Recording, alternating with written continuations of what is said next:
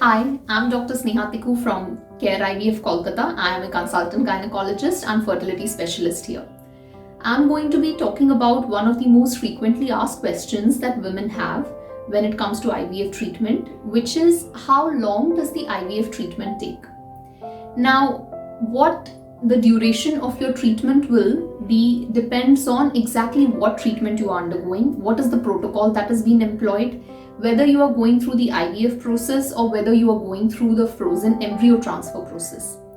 I will try and let you know exactly what happens in most of the cases. One of the most common protocols that we use for the IVF treatment involves the woman coming here to the fertility center on the second or the third day of the period, because that is when the IVF treatment will start.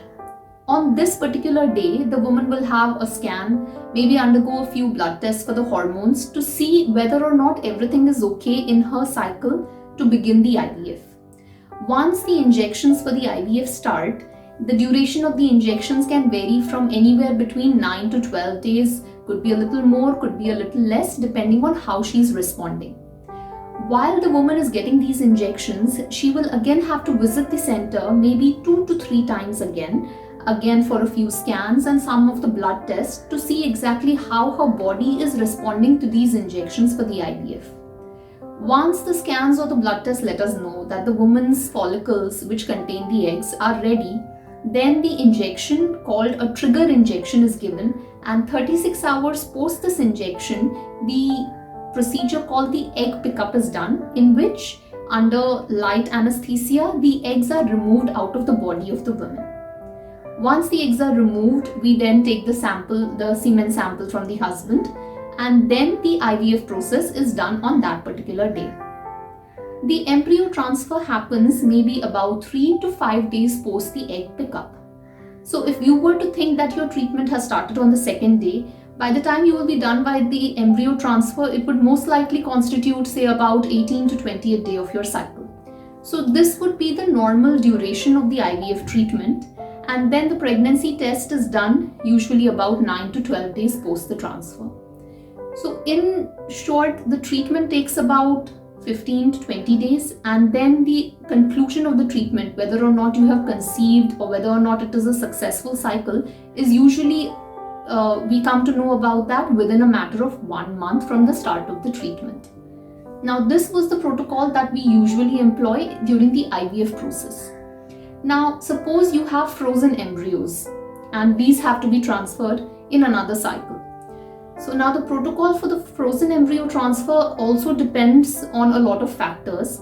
One of the most commonly employed protocols will entail that the woman come here again on the second or the third day of the cycle. We might have a few blood tests and the scans to see whether or not she is okay to proceed with the transfer in this particular cycle. Following that, there will be scans maybe 2 times to see that the uterus is ready or not for the transfer.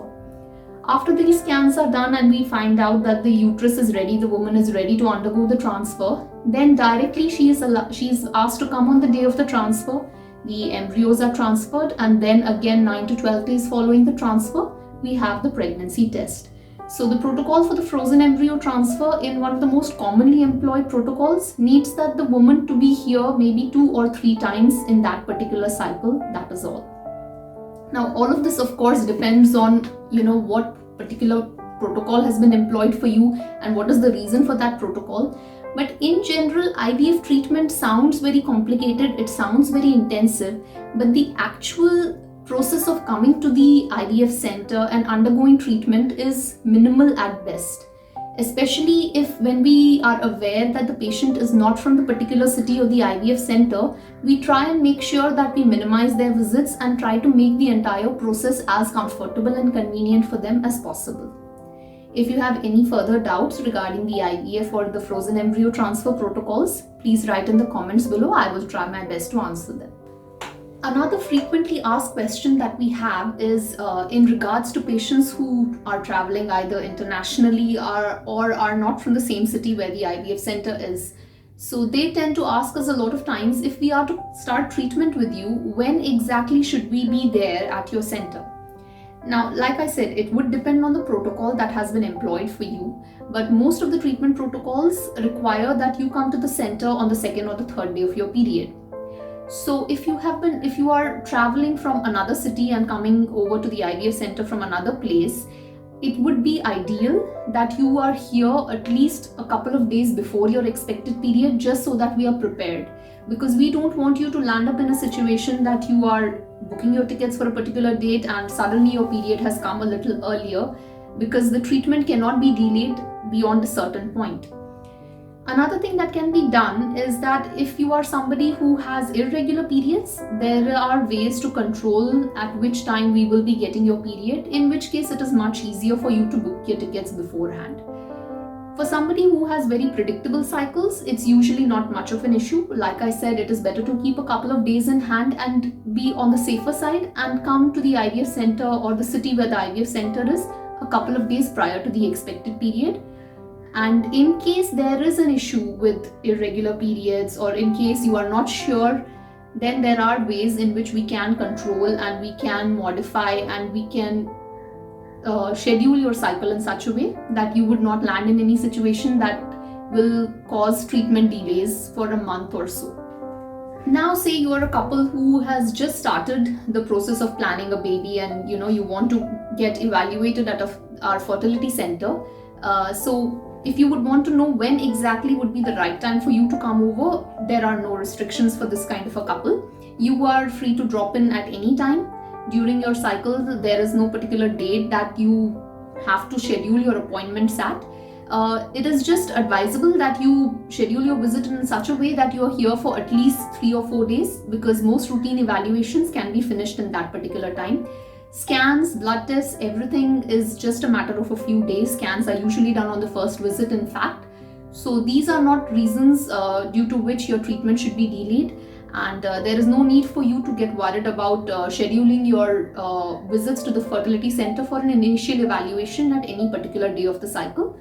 You are free to come in at any time, and we try and make sure that outstation patients especially are not troubled because of treatment delays or appointment scheduling. Another question that a lot of couples have, and this is especially applicable in cases where the husbands have a traveling job or have a transferable job. We have patients in which husbands are working in the army, so they are not available all the time to come to the center. So a lot of times these couples ask us, how many times is it required that the husband be present during the duration of the treatment? Now, we would want the husband come down once during the evaluation, so that the husband can also be tested. We can have a semen analysis done, so that if there are any abnormalities in the semen analysis or any treatments required or any extra tests that are required, those can be done. Once, however, the semen analysis is done and everything is found to be normal, once the IVF starts, we need the husband to give his sample once, which can be frozen, and we will use it as a backup sample. In case that the husband is not able to come down on the day of the egg pickup or is not giving us a good sample on the day of the egg pickup, we can use this backup frozen sample. But actually, if we are to talk about it, then the husband's presence is required only on the day of the egg pickup, so that he can give us a fresh semen sample. Other than that, if the husband is available for moral support, that is great. But as an actual contribution to the treatment, we need the husband only for the day of the egg pickup, in which he gives us his fresh semen sample. I hope this clarifies any doubts that you have.